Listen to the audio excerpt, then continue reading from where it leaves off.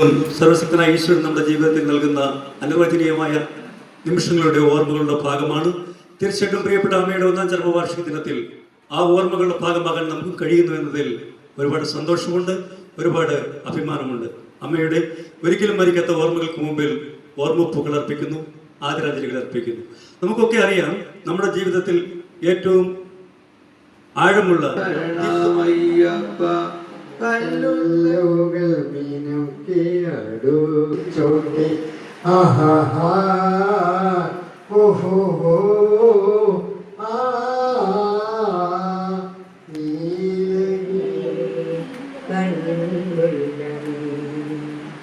അറിയുന്നില്ല